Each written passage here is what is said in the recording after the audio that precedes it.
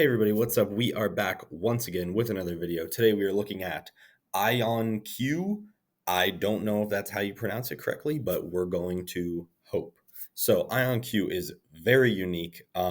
Massive stock growth over the past 2 or 3 months. Huge. Basically only up consistently every single day. But one thing that's really, really unique about this company is that it is quantum computing, which is even newer than AI and semiconductors, and it's most likely going to be a very, very huge industry in the future. But I really don't know too much about the company, so we are going to get into their financials, earnings, and then look at their stock chart over the past few weeks. And that's it. So make sure to subscribe if you haven't, and let's get into IonQ. So first things first, quantum computer manufacturing. I don't even know what to say about what that is. Something.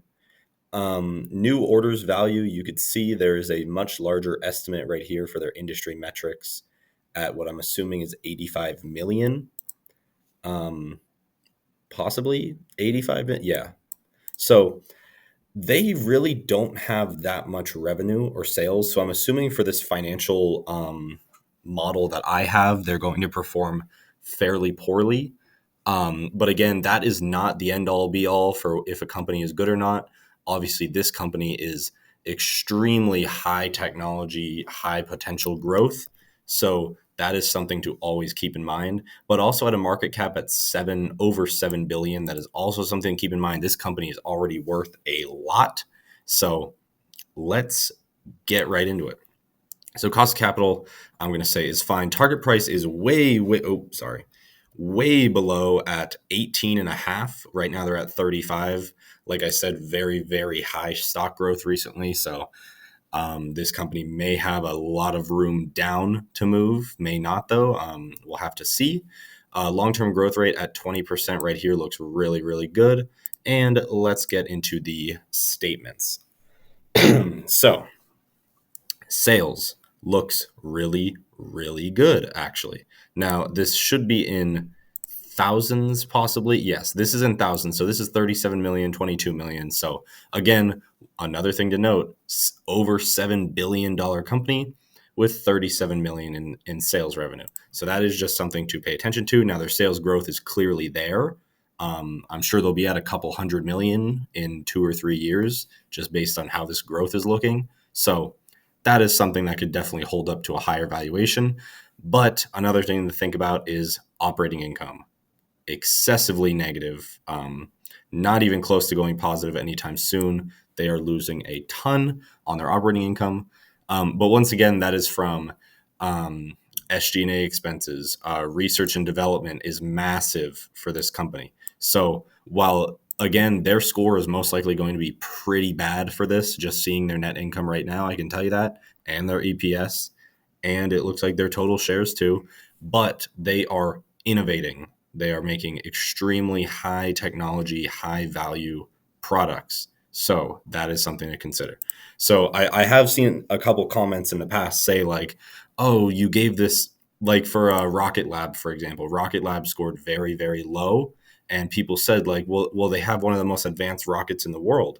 And that's kind of what motivated me to add more to these videos, only because the financials don't tell the entire story. It could be a really good company that right now is just in a development phase that they don't have very good financial statements. So always multiple things to think about. But overall, with debt, it looks really, really good.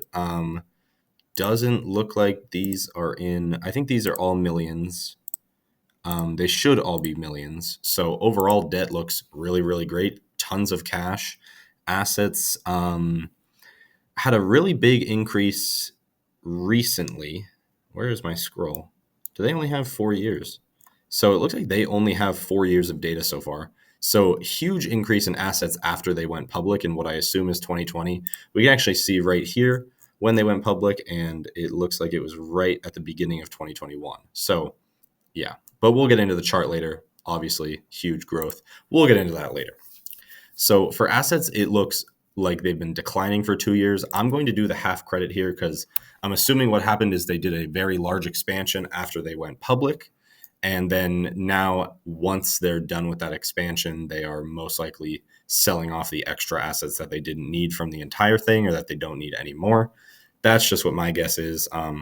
In terms of debt, all of it looks phenomenal. Obviously, retained earnings is going to be very largely negative and probably will continue to be negative for a few years.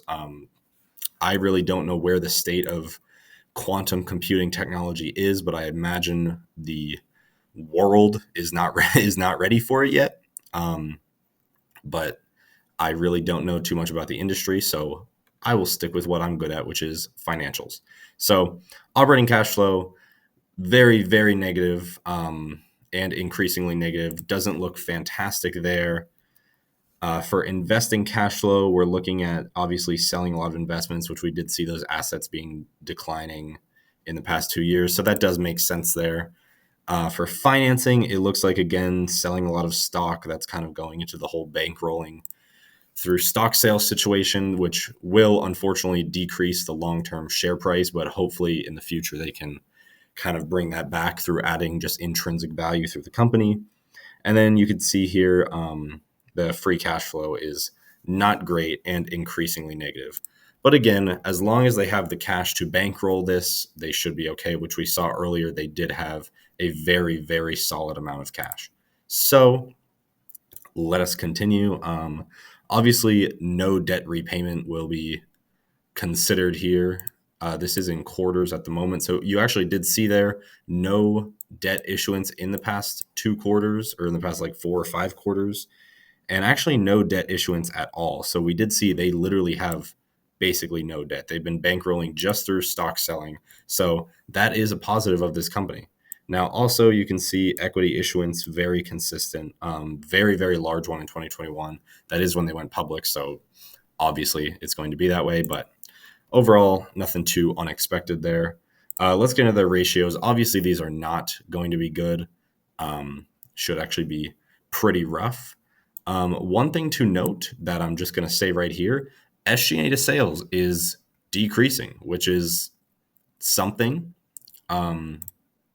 I will actually go into the quarters here only because they only have 3 or 4 years of data, but you can see their SG&A to sales has been consistently decreasing for multiple quarters now, all the way up to 913 down to 564, which again is really bad, to be fair. Also, their gross margin has been decreasing along with it, just to note. But I'm actually going to do the half credit for SG&A here because they have been significantly improving it recently to the point where in maybe 2-3 years, they could see that being at a fairly good area. Same thing with net margin where they're closing in. Obviously, it's a few years out, and I'm definitely not doing full credit for net margin at negative 457%, but they are a few years away from most likely either breaking even on that or possibly going positive. So that is definitely something to think about. ROA, ROE, same thing where it looks like they've kind of accelerated in the past year or so, past 2 quarters, but we will go back to the years for this just to see a better picture of it. ROA, ROE looks like it's basically where it has been. 2022 was clearly fairly good for them in terms of returns, but again, still negative, still negative. Can't do the credit there either. And then long-term debt to total equity is really, really good, which is something that is surprising for sort of a company that you would think would have a lot of debt trying to fund its research and development. But it doesn't. They have almost no debt, which is very unique and very good for the company long term. So IonQ, 31%. Sounds bad. Honestly, isn't that bad. Really not. Honestly, outperformed. I expected them to have tons of debt and insane numbers for everything, but overall, the sales growth looked really good. The debt situation is very, very positive. So, really, nothing too negative to say on the financial side. Obviously, they have a lot of work to do with their margins and their operating income, but overall, pretty solid.